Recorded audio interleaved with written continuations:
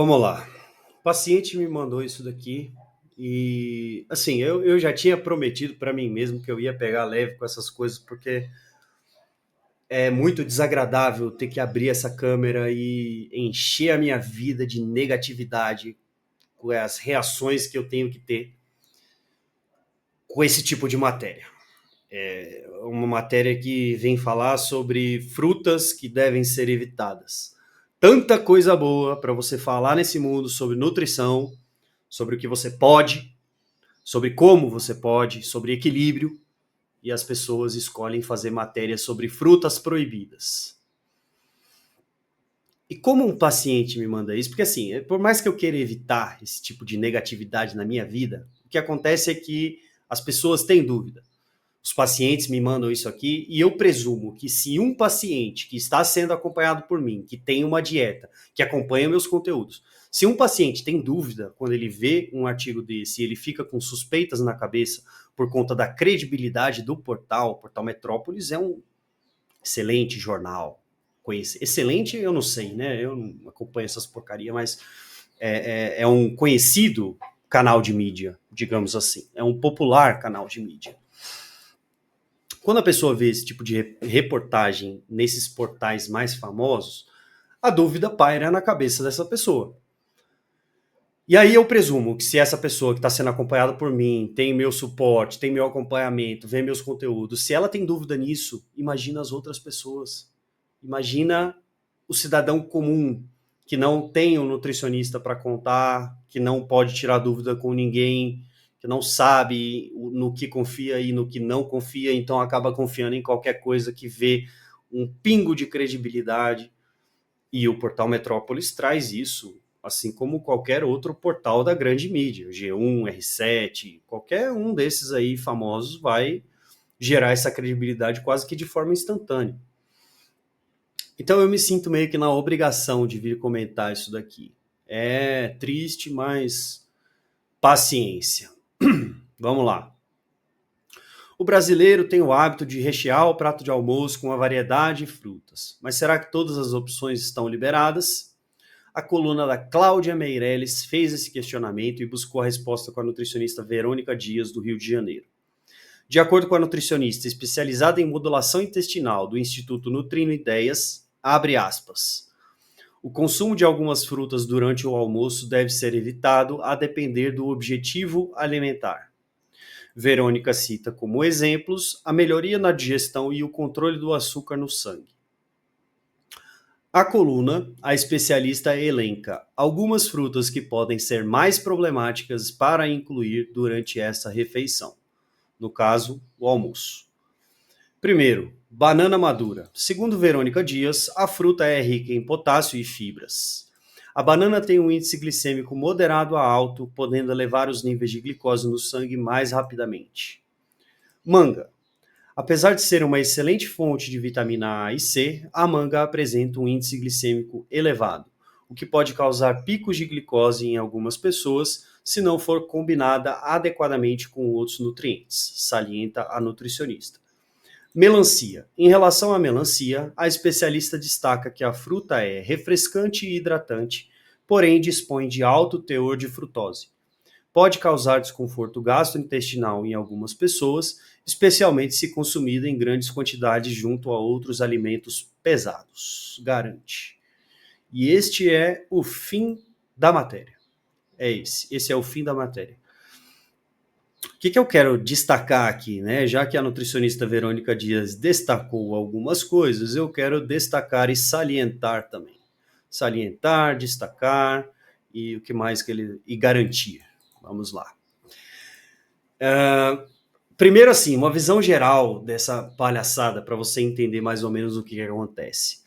O índice glicêmico, ele mede a velocidade que um carboidrato vai ter para elevar a sua glicemia, ou seja, o tempo que leva do carboidrato para ele estar no alimento que você está consumindo até glicose no seu sangue, elevando sua glicemia, ok? Porém, os trabalhos feitos para determinar o índice glicêmico de alimentos, eles são feitos numa condição que não é uma condição pós-almoço.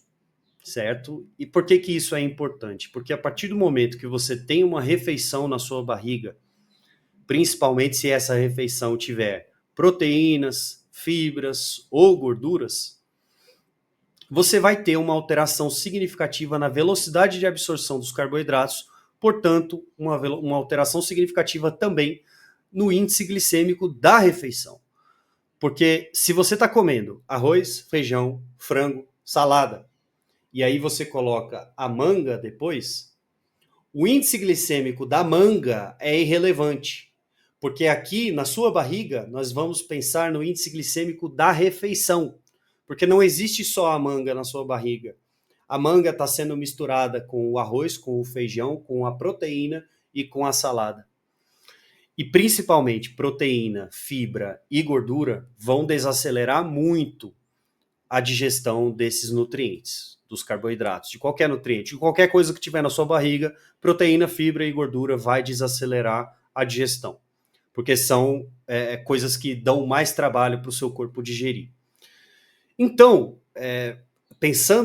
partindo desse pressuposto, deste ponto relativo a índice glicêmico, velocidade de absorção já ser alterada só pelo fato da composição da tua barriga estar diferente com outras coisas e não só a fruta, a gente já pode jogar no lixo esses argumentos que foram dados aqui com relação a elevar níveis de glicose.